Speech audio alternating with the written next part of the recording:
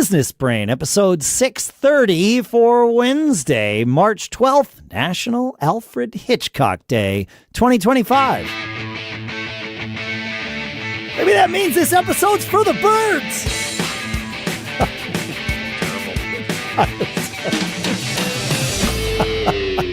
Greetings, folks, and welcome to Business Brain, the show where we take some ideas, we crunch them, we use them, maybe we look at them through our rear window to tune our business brains to better live our charmed lives each and every day. Shopify.com/businessbrain is our sponsor for this episode. That's where you can go to sign up for a $1 per month trial period. We will talk more about that in a little bit. For now, here in Durham, New Hampshire, I'm Dave Hamilton. And in Lafayette, California, I am Shannon Jean. How are you, man? I'm good, and this week I will be at the the South by Southwest conference. Close. What was the Alfred Hitchcock movie? Yes, I knew where that was. Two bad dad jokes in a row. I threw the rear window thing in there too. That's three. Yeah, that's three. You're out. Strike, you're out. Yeah, that's pretty funny. That's good. Yeah, that's great. I always like hearing about that show and seeing what goes on out there. Should be interesting. Yeah, every year with South by Southwest is different, and I am eager to see how this one actually comes out. The schedule, it evolves so late in the process. Like, it was a week out that I saw some major things sort of drop into the schedule. Yeah, it's sort of bizarre. Yeah, I don't know. So I have an idea of what I'm going to be encountering there, but I never really know until I'm done. That one you fine. Don't plan as much. You just kind of. Oh no, connect. I plan the crap out of it. Yeah. Okay. Good. But it's the one that I probably call the most audibles on. I've learned to double or triple book myself at any point in time, so that no matter where I am, I can be like, all right, yep, it's going to be that. But sometimes it's I didn't have this particular thing on my list, but I'm going to do it anyway. Yeah. So, yeah. You just casually gently extract yourself from the other meetings in a polite way. And it's all everybody. It's kind of the way things go. I see. Yeah. I don't know what it would be like to do South by Southwest with like a partner, a business partner, or like trying to coordinate going through that with another human's desires of the things they'd want to see. There's so many things going on at once that what I've told anybody that says, oh, I want to go to South by Southwest, you can show me what to do. Like, yes, I will show you what to do. You are welcome to follow me around, but I will never choose to do something because you want to do it. If you want to do it, you go do that. Yeah. That's the best way I've found for this thing to work. I like it. Yeah. We can split, sense. We can meet together. It's totally fine. Yeah. Yeah. Trying to do it at the same time is a disaster. It's crazy. Yeah, it's crazy. It is crazy. Hey, I saw a post, or somebody pointed it out to me actually, that I thought plays into. We've talked about this kind of in the past a little bit, and I wanted to read it here and get your take on it. Okay. Yep. Lay it on me. And Michelle Penczak, which is at Michelle PenCZ, which we'll post in the show notes at businessbrain.show. She posted, I don't know who needs to hear this right now, but sharing what you accomplished is a reverse to-do list. Huh. And I thought, wow, because we have this concept here in the show that I've talked about ad nauseum about a to-did list, right? Yep. Which is taking a look at the end of the day of what you got done and recognizing all the little things that you might have missed and putting it on your to-did. I don't like the to-do list concept as much because I'd much rather kind of jump in and out. I have a different framework for getting things done. But I like this idea. And I like sharing and talking about what you've done, not what you're going to do. I think it's much more powerful when you frame your conversations with, when this happened, I worked on this project and I did this, instead of, which is what most people talk about, I'm going to do this. I'm starting this. I'm buying this. I just think it's more powerful if you invert and talk about, just try. Sometimes it's hard, but just try to talk about things you got done. I don't disagree at all with you. However, I want to ask a clarifying question. is this only for external talk or is this also for self-talk? Oh, I think it's self-talk. You should definitely talk about what you've got done. But I think you also, the self-talk, you need to talk about your story, your future. Yes. Where you will be, because that pulls, like speaking just for myself, that pulls me forward. Oh, I'm going to be when I'm, it's a system that I use to, I always say it's like living, tell your story in reverse, right? Right. Find the ending, figure out how to get there. And then back yourself out. And then you're already, in your head, you've already accomplished that. You train your moist robot brain to accept the fact that you visualize yourself there. In my world, in my frame, I visualize myself telling the story of the accomplishment sitting around a campfire. That's my power base. I love sitting around the fire. I love telling stories. And so I've had some success at telling stories that from the past. In my head, I use it to tell stories in the future. Yeah. No, I that makes sense. Okay. Yeah. Now, we talk about the to-did list here a lot. Are you someone who creates a to-do list for yourself or like a written or a recorded to-do list? You might have an idea in your head of what you're going to do, but do you have a to-do list when you approach each day? No, I have my calendar because I understand that's going to put some boundaries in my schedule.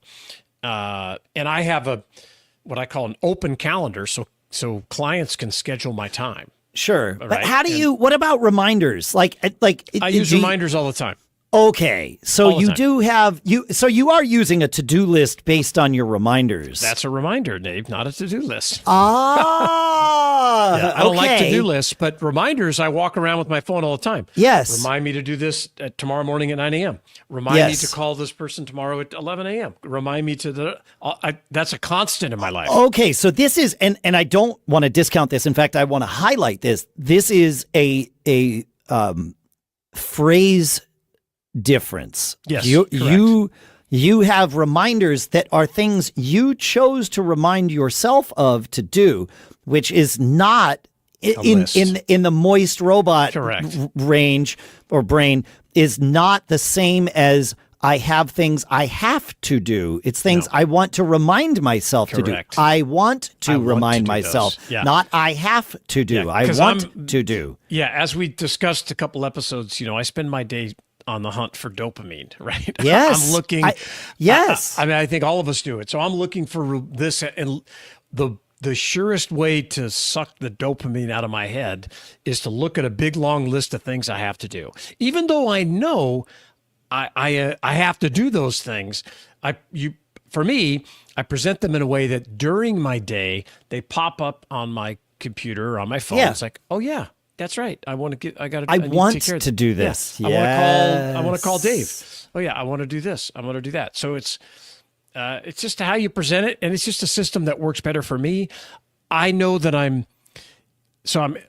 definitely have like ADHD, and part of the ADHD is not wanting anyone to tell you what to do. Right. But the other side of ADHD is needing to be told over and over because you get distracted. Because you gotta do it. Yes. It's a bad combination. Yes. So the using the technology, I slip around that concept of something telling me what to do, like some gross looking list. No, it's just that term change from it's a term change. Yeah. Have to want to. And I don't see them all at once. Right? I trick myself. Oh. They pop up during the day. So I'll say at 9 a.m., do this. At 9:30, do this. At 10 a.m., do this. And so I don't have that big list. It kind of unrolls itself throughout the day, which I know from my own experience is a better approach for me. All right. So you know that we're all about working smarter, not harder. And that's exactly why I use our sponsor, Shopify, to sell merch for my other businesses and podcasts. Seriously, it's so easy. I barely remember setting it up. It happened all in one day. In fact, the first time I used it, from having the idea at a staff meeting in the morning to selling our first product by the end of the day. It's like Shopify just read my mind, built my store, and whispered, "Go forth and sell." Shopify gives you the best, and me, the best checkout experience on the planet. And Shop Pay boosts conversions by up to 50%, meaning fewer abandoned carts and more cha-ching moments. Whether your customers are scrolling, strolling, or impulse buying at 2 a.m., Shopify makes sure they can click buy now wherever they are. And listen, if Shopify were a person, I'd hire it as my CFO, my COO, and possibly my life coach. It's that good. So if you're ready to upgrade your business and start living that charmed entrepreneurial life, upgrade your business and get the same checkout that I use. Sign up for your $1 per month trial period at shopify.com/businessbrain. All lowercase. Go to shopify.com/businessbrain to upgrade your selling today. Shopify.com/businessbrain. And our thanks to Shopify for sponsoring this episode.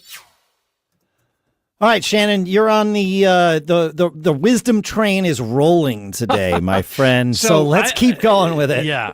I'm going to read something to you that I wrote. I keep notes just of things to talk about that interest me, and see if I can find it here. And it kind of comes into it's related to the discussion we just had a bit, but I reminded someone of this who was having a hard time sharing about their life. And trying to tell me that nobody was interested in hearing about what I did over the weekend or what I did this. And I was like, well, you're wrong. They do want to hear. Have you ever heard of reality television? Everyone is interested. So what I said, and I wrote it down, I said, it's human nature to discount our own experiences. Of course, we're not fascinated with our own lives. We're living it.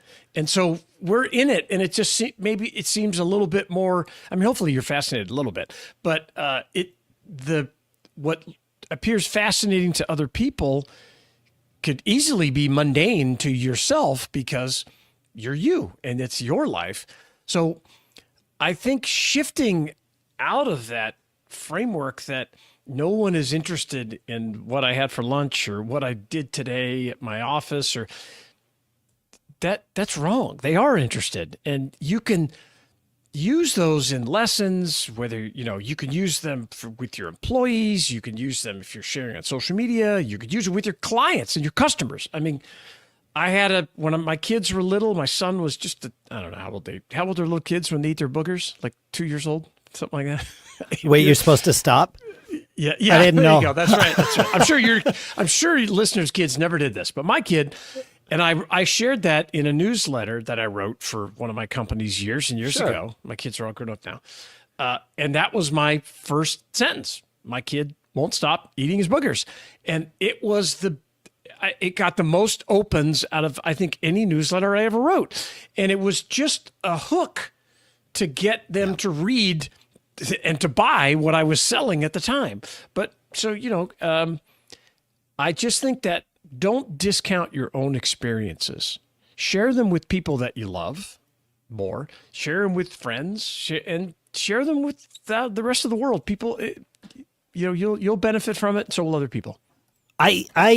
It's hard to remember this. That's the trick. And it's interesting that it's hard to remember, because as much as we discount our own experiences, at the same time we're discounting our own experiences, we are actively seeking out the most mundane things that other people are doing. And that's a good point. Right. So doom it's like scrolling through somebody with their my cat gosh, I can't believe he did that. The way he trimmed his cat's claws like that. Like, well, look at that. Look at that hamburger. That looks amazing. And yet we won't, I won't think to post a picture of my hamburger or whatever. And we all know people want to see it because we're all those people.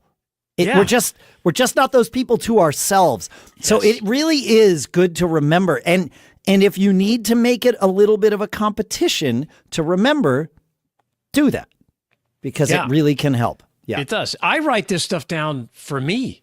Yes. Yeah. It makes me better. And I take all these notes for myself. I do this show for me. So I can talk about this, and it trains my brain that oh, you got to remember to do that. You got to do this. Yes. We've done 630 episodes of this, which is basically an hour or so a week to train my brain to be better.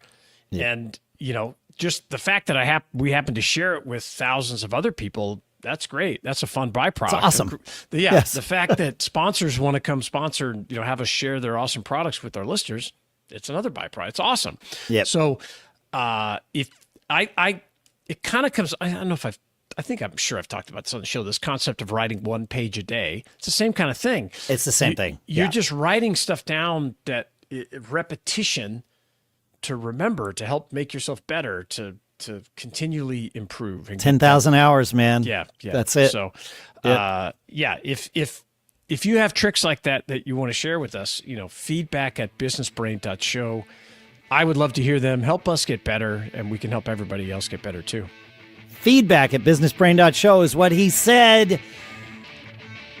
Email us. Send a review in. businessbrain.show/review. We'd love to have it. Keep living that charmed life. We'll see you on Friday. See ya.